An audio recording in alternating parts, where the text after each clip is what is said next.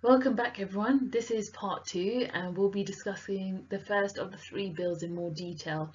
If you need help with understanding terminology or history of the farmers, please watch video 1 which I've linked below.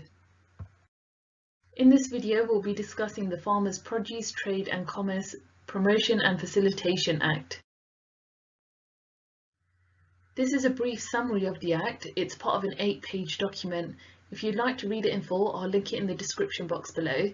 But before we discuss this Act, I'll run through what used to happen before this Act was introduced.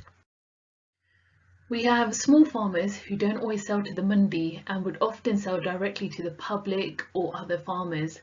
The reason being logistically it wasn't cost efficient. This could be due to low crop yield, so it wouldn't be worth their while auctioning their produce, having no storage facilities to stock their produce, and the cost of transporting the produce to the APMC mandi.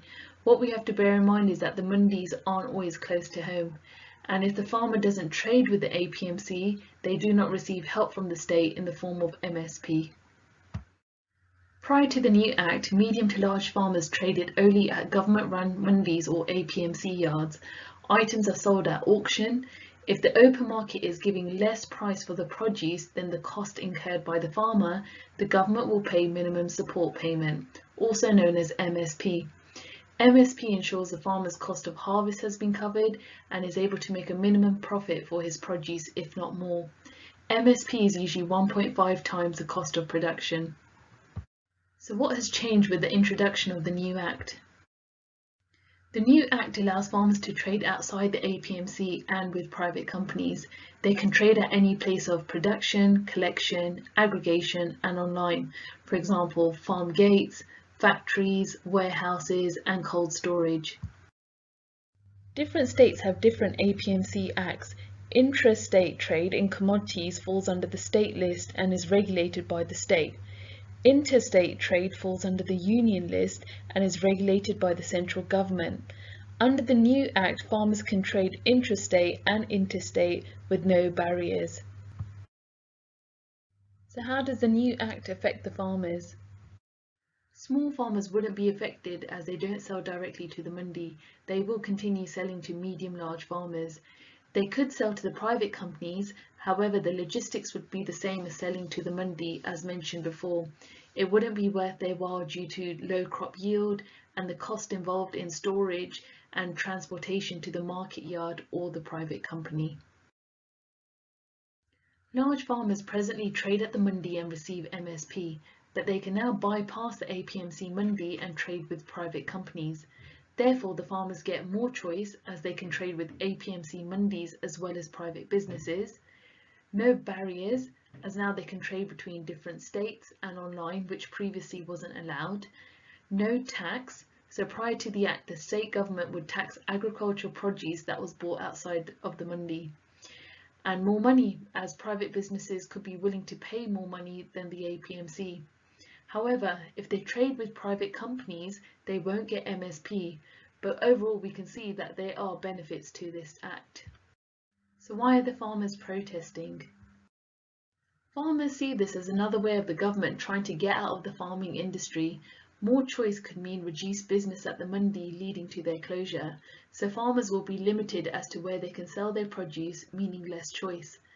The government will introduce tax and fees for private companies at some point in the future, and no mandi means no MSP, and farmers will be at the mercy of private companies, meaning potentially getting less money for their produce. Another concern farmers have is that the private companies are under no obligation to buy or sell a certain amount of produce. This could lead to stockpiling, which is the hoarding of produce. If the company is hoarding goods in a warehouse, it means that they have a high supply of produce. So when the farmer wants to sell his produce, there is too much supply in the warehouse. Therefore, the demand of the produce from the private company is low as they already have it in their warehouse. So the company will offer a reduced price. As there is no MSP, the private company can offer a price lower than the cost of harvest. So the farmer would make a loss. Also, there will be some farmers who have small land holdings, therefore they are worried they will not have enough bargaining power against the private companies.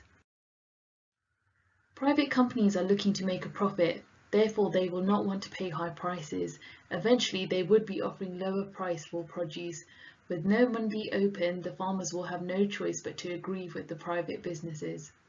Here's a quick summary of the Farmers Produce Trade and Commerce Act. The new act will allow barrier-free trading, which means more choice of where to sell produce, and there is no tax or fines when trading outside the APMC.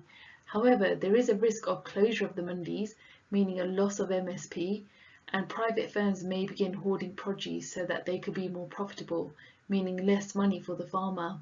And eventually, taxation will be introduced for private companies as well. If you like this video, please like, comment and share, and make sure you subscribe so you're notified when part 3 is released. I'll be discussing the next act.